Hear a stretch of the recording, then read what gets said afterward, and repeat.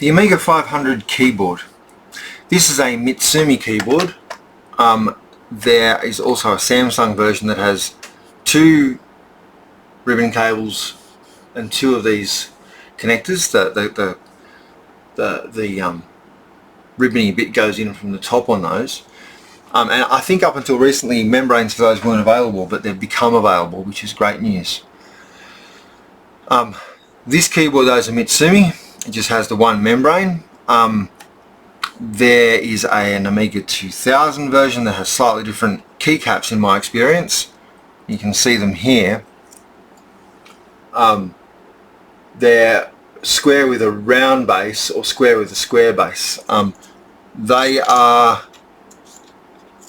both off Mitsumi keyboards because as I recall it, unless I've had some sort of major confusion in my parts drawer, but I don't think so. I only had that Samsung keyboard and I sold it complete, so there are slight variations to be found, but this is the most common kind of Amiga 500 keyboard, the Mitsumi keyboard, and it has those square things with the round below. That's the usual case, I think. So I'm not going to pull the keys off this right now. This here is a ribbon cable. These 2 black sides come forward and the ribbon can come out, and I will show you. This is a keyboard without the keyboard on top. This is the other kind, where this whole white box moves towards my finger over the ribbon edge, and that's what locks it into place. And this green thing here is what we call a membrane. It's a thin plastic sheet, and its job is to sense when a key comes down. So underneath all these keycaps are these things, and they are normally black on the bottom. I've put some conductive paint on this one, and they're rubber with conductive paint on. If the conductive paint is worn away or cleaned off, the bottom of this keycap cannot conduct electricity and the key will not work. So cleaning the bottoms of these has to be done with extreme care, if at all, and they must have the paint on them. If the paint comes off, they're done for. I've done some macro photography of these to have a really good look at it, and when the paint's gone, instead of being a matte black, you can see the grains of rubber underneath the paint. They're painted with conductive paint. But when the key's pressed, this will come down and join 2 of these pads together. Key press comes off this matrix. This beautiful moss chip here does some gee-whizzery, and the computer knows that a key has been pressed. This cable back to the motherboard, I've got 2 different variations on that. One of them doesn't have the yellow wire. There's 3, then a blank, and then 4 with the 3 over at the floppy drive side.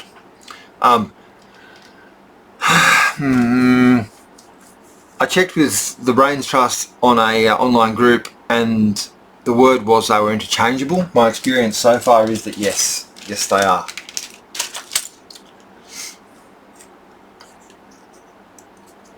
So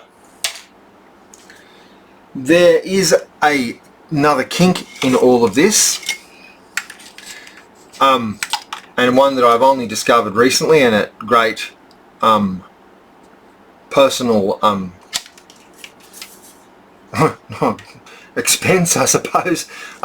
If you look at the bottom of this keyboard, you'll see that this PCB here doesn't have a cutout in it of any kind. The steel does, but this plastic thing does not, and nor does the PCB. Right? Right.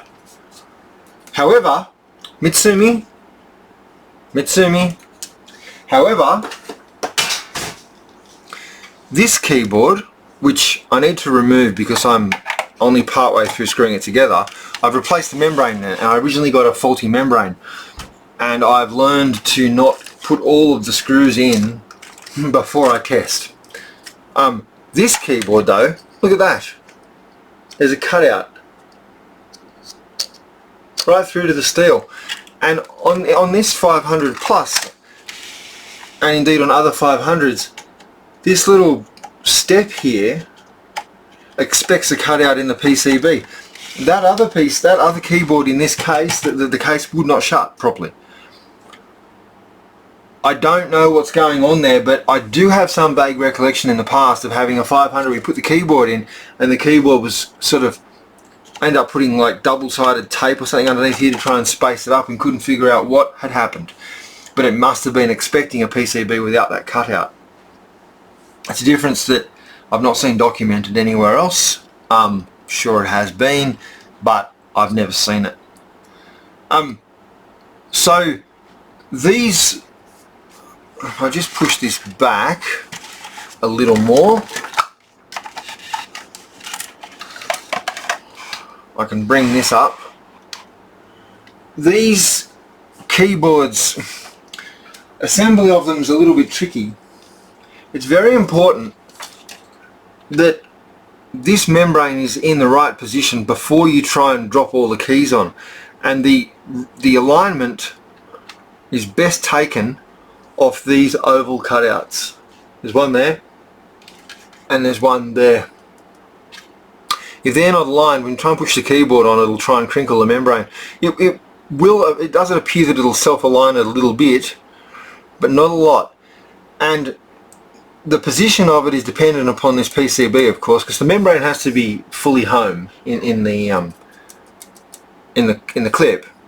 The position of this PCB influences the location of this membrane, and what I found is that the zip tie on here sometimes needs to be removed, must be replaced with one of the right size, or it's too thick and everything gets, these little jumpers back here get all squashed out of position and the whole lot gets weird.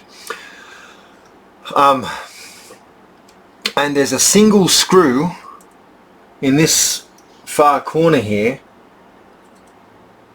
that attaches this PCB to the metal frame. You can see it on the other side. I've been careful not to touch these little carbon pads. This screw here, here where my thumb is. So I leave that screw loose, and sometimes I've cut the zip tie. So I'm not yet finished screwing this back together, but there are some things to know about screwing these back together as well. This screw should always stay in. These three screws have to pass through this plastic insulator and the PCB, and they're longer. Three of the screws are longer. They all look kind of the same, but upon close inspection they're longer, and I don't think I'm imagining it. And then the keys are sprung up, so this feels like it's springy, but it's the keys pressing on the other side. It's not like these screws here are having to crush springs as they go in. I usually go down the center first, starting at the edge and working my way out, and then come out that way, broadly speaking. And screwdriver of the right size, and I often torque them by grabbing just the shaft of the screwdriver. Oops, yeah, videoing, looking at the video screen, and just doing them with my fingers, and it's easy to over torque these and strip them. This keyboard, when I got it, had one that it was stripped. I don't think I did it, and I put some super glue on the screw and put it in the hole, which is a risky proposition, and it can sort of glue things up, but when the super glue dries around the screw, I've found that you can get the screw out, it'll break, the super glue will break away from the screw.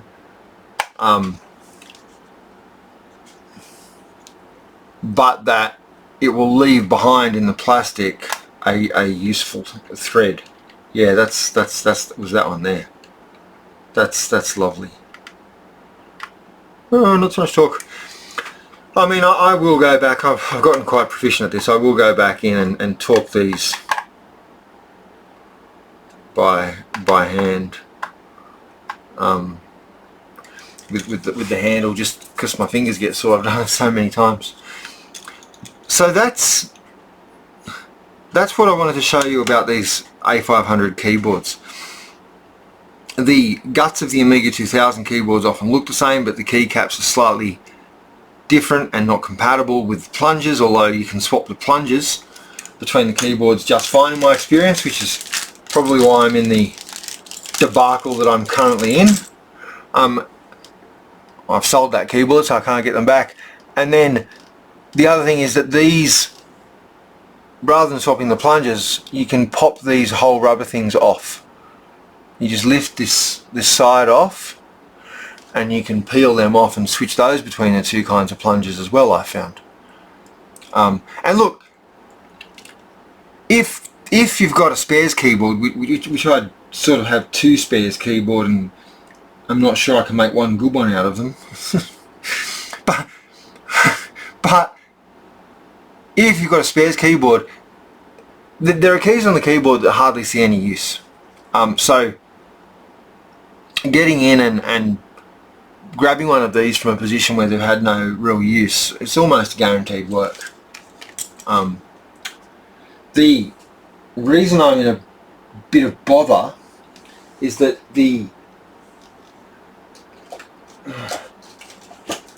this keyboard, which has beautiful keycaps, or many beautiful keycaps, this keyboard has a serious problem, which is evidenced by this, and it's why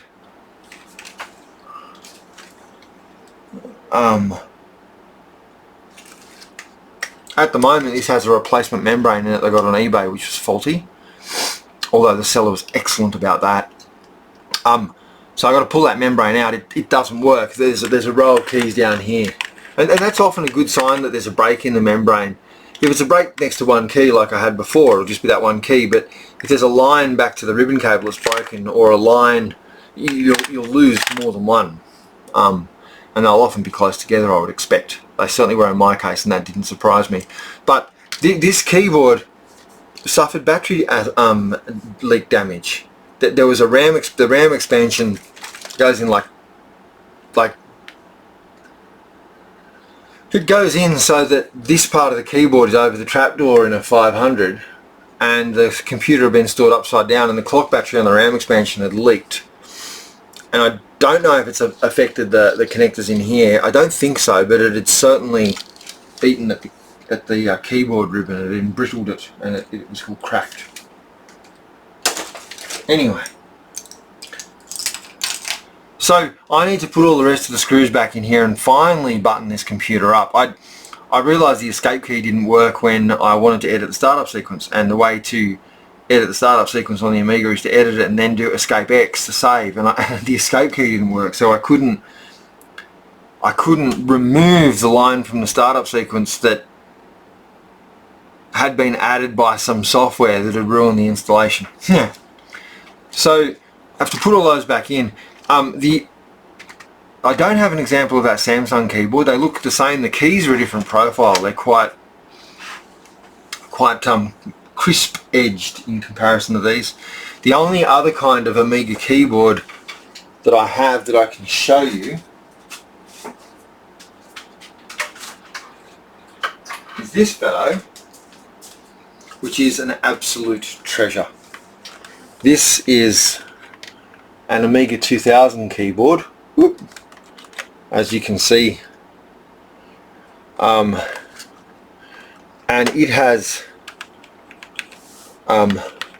red Amiga keys, and this has cherry switches in it, mechanical German-made cherry switches in it. It is rare as hen's teeth, especially in a US layout, and extremely nice to type on. And of course I have Amiga 1000 keyboards which have that special profile that lets them slide onto the computer, and they're also really cool. I've got the AC on if you can hear a rushing sound, and I turn it off, but then my Benjamin's bench would be in Benjamin's sauna, and I just can't face it any longer. So there you have it. I don't know if I'd shown this 500 plus with this fan grill in here.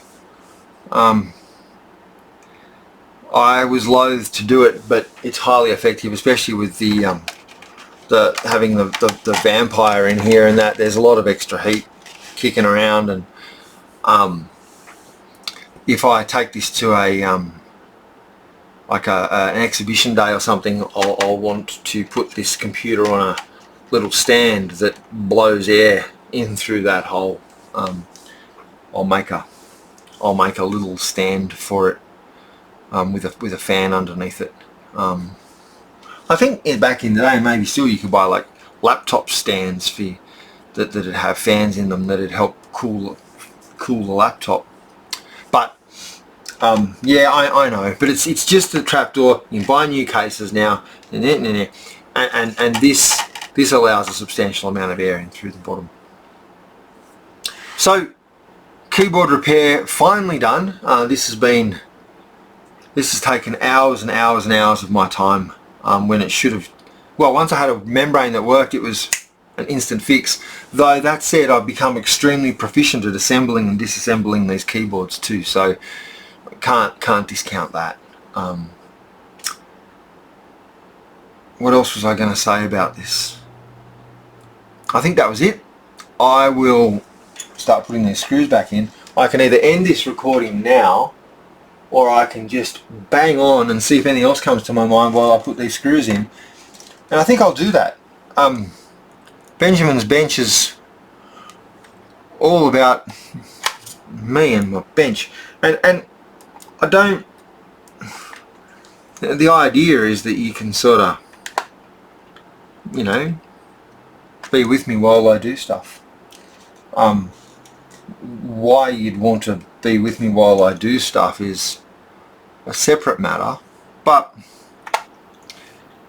it seems some people do, and you know, it's just, well, I mean, the reason I made a YouTube channel was because I thought I was doing some interesting stuff. Oh, hang on, I've got a visitor. I'll shut this off.